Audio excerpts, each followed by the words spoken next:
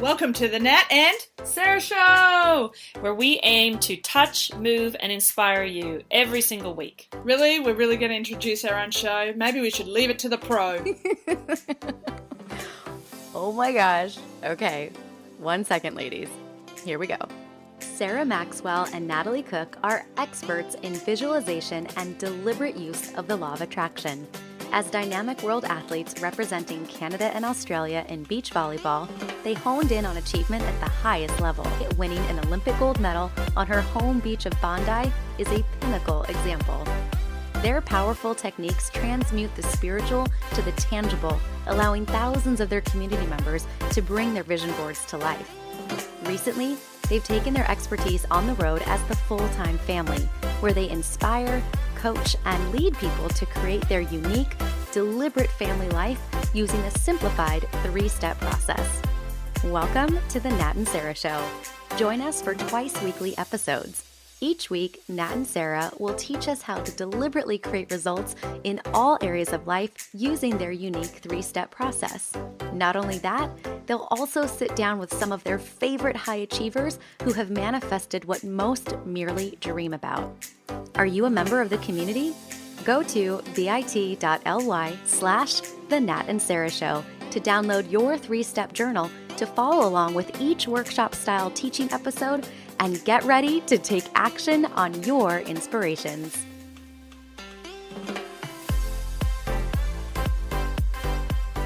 Today, we continue the conversation with Australia's most grounded architects. She will laugh at this. I proclaim this because I can't imagine another architect firm in Australia who could sit for 40 days in meditation without uttering a word. Not that Vipassana meditators would ever challenge one another to such a feat, but I continue to be astounded by how today's guest, Monika Obrist, which I just, as I'm saying it, think I'm probably saying that really poorly because originally from Austria, I just love the way she brings the breath to her daily mode of operating. Originating, like I said, from Austria, Monika and her husband, Erhard, again, probably butchered, but I call him Ed, so that saves me. They have been practicing Vipassana meditation for the past 15 years and more recently became teachers of the technique. When they started their architectural firm, Refresh, in 2010, it was only a matter of time before accolades such as House of the Year was bestowed upon them for their New South Wales beach house in 2015. Currently, this couple are creating accessibility by providing housing for people with disability. And I wanted to showcase Monika and Ed's life so our community that's growing could see how incorporating meditation into business leads to a whole other level of success. So Monika, should we tell everybody how we met? Definitely. We don't normally start shows like that, but the way we met is so funny and it makes me look so silly, but it makes you look so great. So I thought I'm going to quickly share, and Monika interrupt, but Monika was asleep. No, that's okay. You were asleep for most of this story, but Monika was one of the, actually, what was your role at that Vipassana? I was a female manager. That's sort of the official term. Okay, got it. So she was a female manager helping us females. And I had thought that I'd been given the greatest role at the Vipassana weekend meditation, which was to ring the bell at 4:30 a.m.-ish. Now, if you're listening, you're like, that is not a good job. But see, the thing that you learn when you go to these Vipassana sessions is you start to get a deeper understanding of yourself and how you operate. So my ego was really excited that I got picked for the bell to ring at 4:30, never realizing until seeing some more experienced Vipassana meditators that this is the most dreaded job. So I didn't sleep a wink that night. I was so concerned with doing a great job at ringing the bell. So I had my eye on the bell. I knew exactly what was going on. I knew I had my whole tactic of how I was going to brush my teeth, get up, go to the bathroom, get changed, do this whole thing. So this is why I couldn't sleep. Like I had to plan it to be the perfect bell ringer. So I get up, get my toothbrush in my hand. I'm in the bathroom and I come back and I look in the window as I'm trying to open my door to my room and it's locked. So it locks from the inside. and inside my room is the bell. So perfect meditate or perfect bell ringer has now, now I'm in anxiety and freak out. And I start to remember, where was that female manager? Oh my God, like where was her room? I don't remember. I was focused on my bell. So off I trudged. I knocked on a couple wrong doors until there was not so smiley Monika, but still good humor. And Monika, you brought me, you saved me. You got a key for my room. And the bell got rung. No, you said to me, don't ring the bell. You're too late. You've missed it. So we rang a second bell together, I think. Yeah, it was, for me, it was a bit slightly different, but that's okay. Because you got the first bell right. But I think then, like the second bell, that was at 4:30. Like you rang the bell at 4. And then you must have locked yourself out to do the second bell. Oh, well, I wasn't so imperfect. So you weren't that imperfect. So I just have to, all these years that we know each other. I just need a slight story. Oh, I feel so much better. See why you should tell your truths. Monika, that has been your role in my life. You always make me feel better. But that was the case, actually, because I always set myself an alarm as well when I'm a female manager on those courses for making sure the first night the bell ringer actually rings the bell. Oh, great. It was 4 sharp, the bell rang, and I was happy. So I went back to sleep, and then 20 minutes later, that's when you woke me up. So I imagine we're not going to talk about bell ringing the whole time, everybody. No. But I'm sure I'm not the only one that has not rung the bell, but I think most people do it because they're busy sleeping. Is that right? Exactly. Correct. Yes. You were pretty much one of the few people that locked themselves out. There's a few. Oh gosh, Monika, what I love so much is that we met like that, and you were all business that morning, and you were helping all of us, sit in meditation. But I'm so curious how you and Ed first started Vipassana. Like, how did you even get involved to do your first Vipassana sit? So to cut a long story short, when we came to Australia, we left Austria with a bit of a adventure mind, I'd say. Mm-hmm. And because our visa wasn't processed, but we still couldn't really bear another winter in Austria, we decided, we just travel in Australia. And by traveling, we kept meeting interesting people along the way. And every single person that we met and sort of had a bit of a spiritual exchange said, if you really want to grow personally, you need to start meditating. So I came to a point where I said to Erhard, yeah, but how, where do I start? Where do I find a meditation course? And then we met friends that we had met traveling, and they told us about the Vipassana. A friend of that friend had just finished the Vipassana course, and I had met him before and after. And the moment I had seen him and sort of heard about Vipassana and the 10-day courses, and that there was a center close by, I was like, I need to do that. And I think for some people it is, they hear the word Vipassana and they just need to go. For other people, it takes them 10, 15 years to actually do their first course. And some people never really do it. But for both of us, for Erhard and myself, individually, it was, we need to do that. Mm. And so the next day, we just applied for a course. Wow. And didn't even listen. I had no, I sort of recalled when I was on the course that my friend did say it was hard and it was long and all that. But at the time when I applied for the course, nothing of that actually had stuck to me. So yeah, it's funny how you don't even remember why you said yes in the first place, and there you are sitting there wondering, how did I get here? Because exactly, 15 years, Monika. So and just let everybody know, over the 15 years, did you go back and sit again, or how has it worked over the past 15 years? So for both of us individually, we did the course parallel, but not at the same center, just because we felt that was the right thing to do. Mm-hmm. And then you don't quite know, how is your partner perceiving it? Do they like it as much as you do? And when I finished my first course, I just wanted to stay and continue being at the center and keep meditating or keep facilitating. And so when we met again after the course, Erhard sort of said like he loved it as well, which is great. And he said, no, let's take it slow. And which was a bit of an unusual response from his side. Okay. But we ended up actually 3 days after to go back to the meditation center and help facilitating a course. So that was his way of sort of saying it slow. Yeah, that's what I was like, is that Ed's version of slow? Yes. No, it wasn't actually planned by him. That was sort of me influencing him. And really, I think we both, like, we just never stopped, really.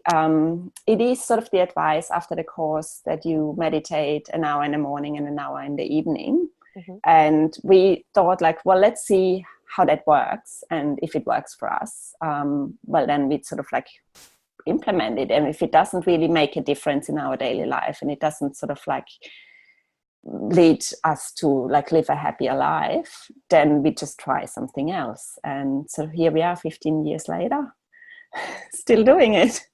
And we do go back regularly. Obviously have just been. But for how many days have you just been? So this one was actually not 40, this was 30 days. But the year before we said we were on a 45 days. So you're getting a bit slack. Only 30. Business crept up. So yes. So we have sort of that responsibility. And in the whole part of the Vipassana, I think is also like to not make it just for nuns and monks, but actually really for normal people that actually have a role in society and might have family and just are able to actually put that practice that they learn at a 10-day course or at a longer course and really put it in action in our daily society, in the mundane world as well. And that's definitely something Erhard and me both strongly feel that we want to still do and keep doing. That's why we run the business as well as focus on meditation and try to juggle the two. You know, for me, that was the impact you both had by just being who you were, was that. I always had boxes, I think. I thought meditation is something that you need a lot of time for. And maybe one day when I'm sitting in a cave alone, then I'll meditate more often. And seeing you both be so, I could just relate that you had a business and that you were doing something out in the world, and then you were using the principles in your life, in your relationship, and as a business. I just, for me, that just opened up a whole new chapter. So firstly, thank you for that, because that's why now that we're doing a podcast, I was like, I really want people to be exposed to you both. Because can you sort of describe a little bit how Vipassana operates your business? Because that's a big question and we can get into specifics, but how would you say it actually lives inside of your business? You know, like a lot of businesses, like they have sort of like their, I guess like their mission statement or like sort of like something like that they relate to, like what the staff needs to do. And we like feel like we are lucky that we have like one other person working with us who is also like a Vipassana meditator, not as extreme as we, but has that same, I guess, base moral, like sort of same morals and same attitudes. And I think that is one of the big differences we have in our business as well. Like when things are tough, like when I might have made a mistake for various reasons, and then actually having that moment where you go to the client and tell them like really what has happened.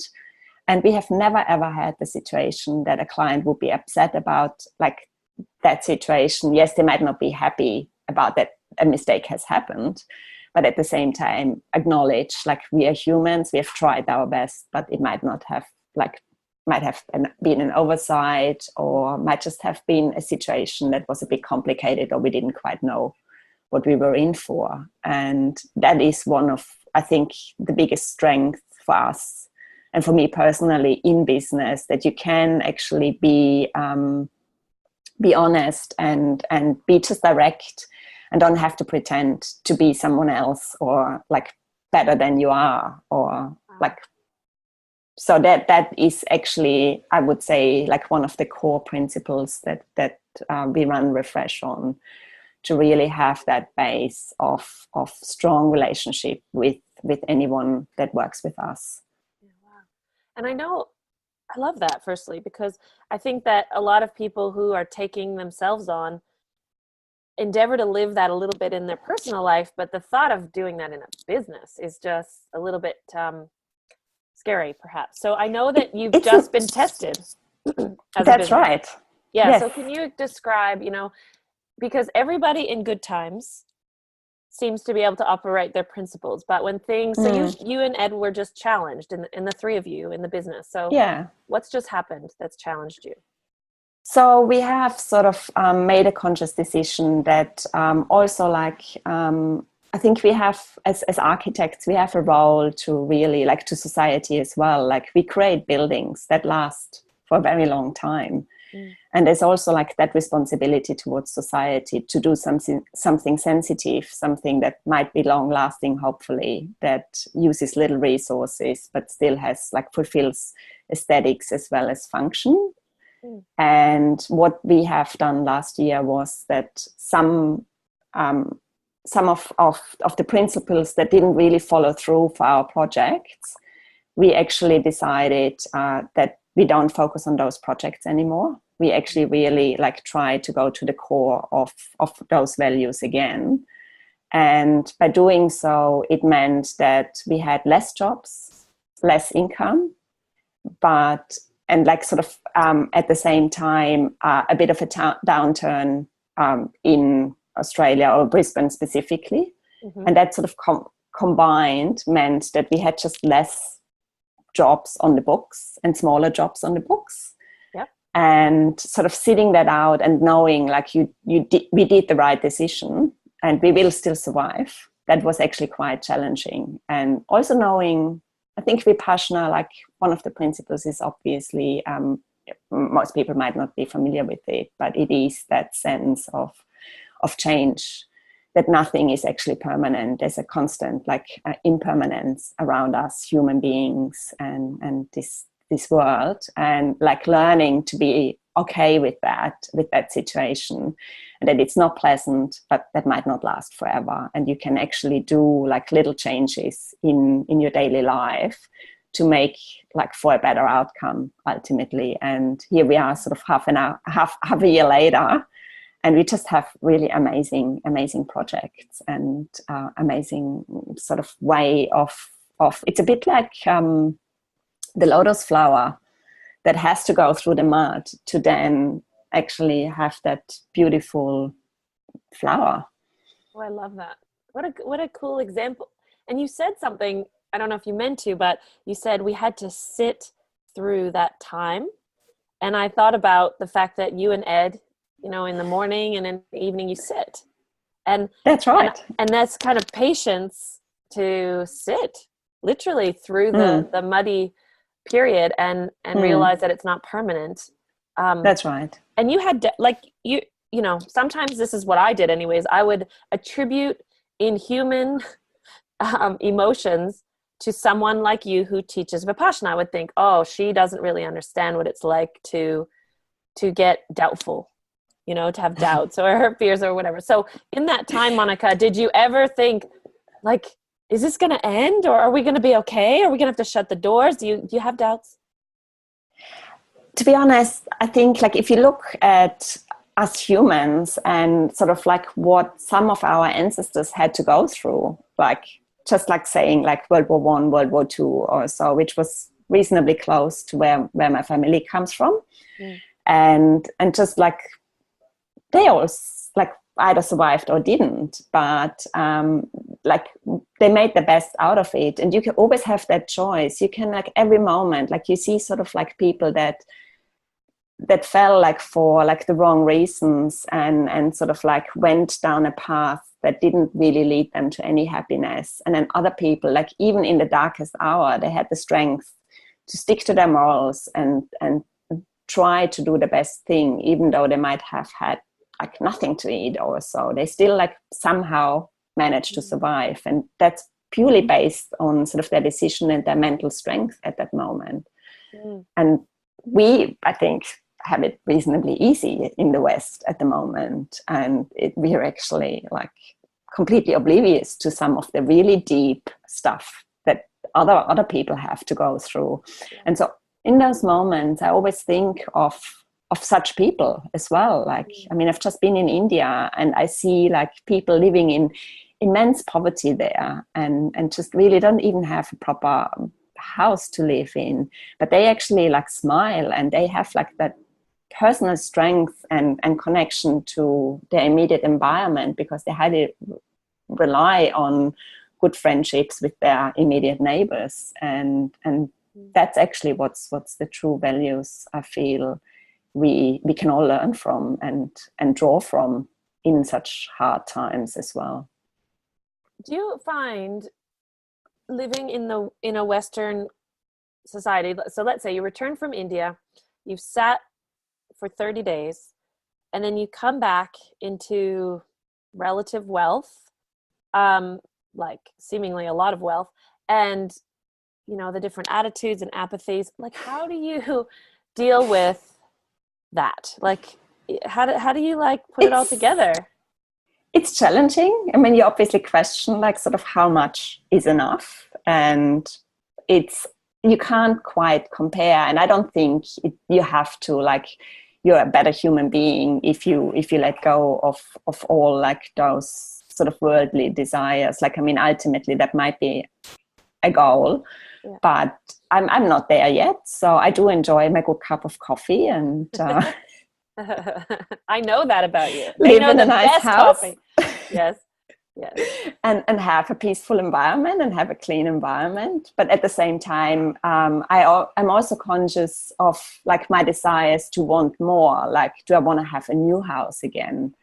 Am I not satisfied with my current situation? Why am I not satisfied with certain things? And mostly it's not actually the external thing that makes you unhappy. It's something internal that you feel like, I've been like in the same situation too long. I want to have like some pleasure in buying a new car or something new, like that's just like stimulating you for the moment. And it's that moment, like you can still do that, and there's nothing wrong, and I still do that, and I get then like sort of a pleasure out of that as well. If I look at my new bicycle that I bought last year, I still think it's new. It's just so nice to like actually ride it, but at the same time I have more attachment to it than I would have had to my old bicycle, so I'm sort of scared that someone might steal it. But at the same time, it's not making me happier really. Like it gives me pleasure at the moment, but ultimately the real like true happiness is just being content with whatever your environment is. And I don't need to change that. Like I'm lucky, and we are all like, you're lucky that we were born in a certain family, in a certain circumstance, have certain skills that we were able like to provide something that society like acknowledges and appreciates. And but what's that that actually what's sharing that itchiness though, Monika? Like what's that reason that we want to have something new, like more? What is that, like you in Vipassana speak even, what is that arising? Well, it's the pleasant sensations. We have sort of certain levels of attachment, of pleasure, of like new things, and it is a very deep rooted. Like we have sort of like either aversions to certain things or situations, or we have cravings to like good food or like things. I've just been in Barcelona. I can tell you about that. Yes, cravings. Exactly, you get like that overstimulation in a city like Barcelona. Totally. And there's something cool about it. But like ultimately, if you really grow more on a personal level, there's less of that needed for you to be just happy. You might just actually find happiness just being at home and just sitting still, which I quite appreciate. Yeah. But at the same time, I can also see that from a personal development, I'm not that far. Like I need to be with people and like have a walking distance to a nice cafe. I'm not that pure or like modest yet that I could feel like, no, I don't need that anymore. Other people that I know, they're very happy living a very simple like life and a lot more simple than mine. And I would say on a scale, ours is already a lot simpler than it was back in Austria. Yeah, right. And I know that you've picked a good environment if you need to be close to a good cafe. So well done, Monika, on choosing, maybe in India would be more challenging. I'm not sure. I've never been. You get good chai there. Good call. Good call. I love good chai. But this is something that's always what I've loved about you and Ed, but I've always wanted to ask you, and here we are. When you want to set goals for your business, does that run up against like success goals, or does that run up against your principles? No, they don't have to. No, I mean, obviously you have to be aware, like if you do set those goals, like how much craving is actually involved when you set those to actually achieve them. How unhappy would you be if you don't achieve them? Like even if you have tried your best and like if you still haven't really achieved them at like whatever like the goal was for a certain time. Yes. Then like what's the level of unhappiness or like punishment to yourself in that thing? If that's free of that attachment to actually succeeding, then that goal is actually free from that craving.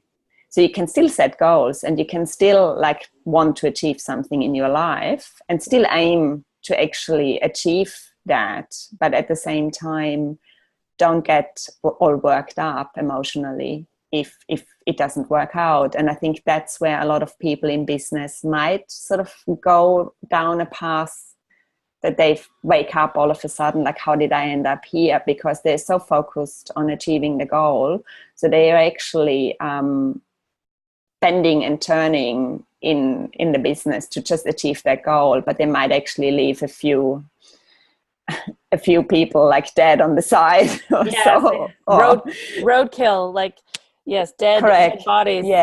Yes. And I mean, we do regularly have business goal setting sessions and sort of like strategy sessions. So we have them regularly. Yes. And we have goals in our business, and we think we have actually quite big goals. Yeah. But they have sort of changed over time as well. Like we realized, I think last year after we came back from meditation, that we had actually achieved all our goals and we hadn't sort of like set the proper new ones. And so that was a good moment for us to recap, like, and acknowledge as well what we have achieved. Right. And then sort of refocus, okay, what else do we want to do? Like how many like exciting houses do you want to keep doing? And I mean, not like I get very excited about pretty much every project we are doing. Yeah, great. But the biggest sort of goal that we are currently working on is doing that project that you mentioned in your introduction. Like it's called Nightingale Housing, and it is sort of a community-based project where we try to get a project off the ground here in Brisbane for people, like where they can actually live more like what the traditional village would have been, like where there's people like with disability, there's like elderly people, there's people with families, and they all like can actually share certain facilities. Oh, cool. And by doing so, they hopefully have access either to a better houses, or it might be just like cheaper for them to buy. So it's a bit more beyond my own personal goals. What excites you about that so much, do you think, that community project? What about it? I realized like sort of I've been wanting to do that for a few years, but just it wasn't that strong. But last year when we had that goal setting, it was sort of, I want to achieve that in the next 5 years. So that's been out now. Yeah. So I'm a year in. Said it. Yeah, she said it live. So, it's going to be on iTunes, so that must be real. Exactly. And what excites me about it, like I realized only this year, like when I was meditating, I should have probably focused on something else, but that I actually personally grew up in such an environment. And maybe there's something about it, like the way how each of us has grown up, how we actually feel that's how we would like other people to live as well, or our children or grandchildren. Mm-hmm. But I personally feel like most of those people that I grew up in that sort of, it was an apartment building. We're doing a slightly different one here. But most of them I still know, like if they're still alive, like I know what they're doing, and I still like meet them occasionally, and I'm sort of still in contact with those people. And there's something really like caring and nice about that. Okay. And I think like some of those new apartment buildings where, or like even like single residences where you have the high fences and you don't even really know your neighbor, let alone like do something with them. I find that like very sad and isolating. And also like in Australia, we are like so obsessed with real estate. And it really means, like we have seen that in the last 15 years that we are here, how it gets harder by the minute for a normal income earner, like a teacher or like a paramedic, to buy their own like piece of land or like their own property. And so I'm hoping that we can actually sort of be part of something that actually is of value for future generations as well. Okay. Thank you for describing a little further. I didn't completely understand. So I'm getting that people are going to have common spaces. Therefore, they interact with each other, get to know each other, similar to when you grew up and you're still in correctly. Yes. Communication. Yes. Okay, got it. Yeah.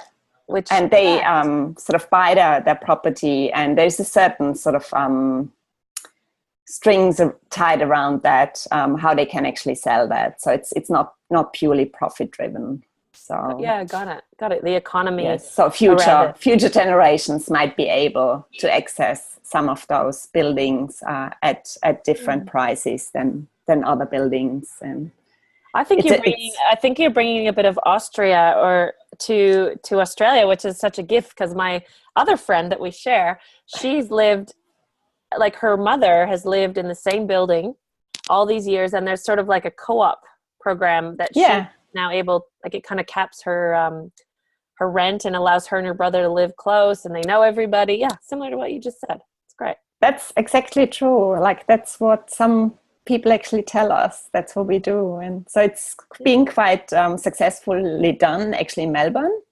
Yeah. And so we hope that we can replicate something similar in Brisbane. Monika, I feel like it's a gift to share you know, we've had many chats, you know, over a beautiful breakfast spread at your house. And I've been able to really understand what helps you and Ed do amazing things out in the world. And so thank you for sharing so openly. I know you're busy because you are up to something in life. And so she doesn't just sit around, you know, breathing for 1 hour in the morning at night because she has lots of time on her hands. Everybody, she's, you know, she prioritizes it. And it's something that I've always been really inspired by. So thank you for sharing yourself with our people. You're welcome. Thank you for having me. It's been great. Thank you so much for listening to the show. Don't forget to join the community at bit.ly/The Nat and Sarah Show to download your 3-step journal and participate in weekly lives found only in our private group. Hold on. You've got to rate and review the show. And I know all the podcasts are always asking this. And in the past, I wasn't doing it. And the reason I wasn't doing it is because I actually didn't know how to do it. So open your podcast player and click on our show from your library, not the Listen Now. That's where I was going wrong in the past. So now that you know how to do it, when you go there, make sure you give us a 5-star review. 5 stars. And then click on write a review link to actually write a review so that you can tell other people that we're legit and even funny, maybe a bit serious. So if you want to recommend this to someone, you have to put your fingers on the keys and send us a review. Thanks!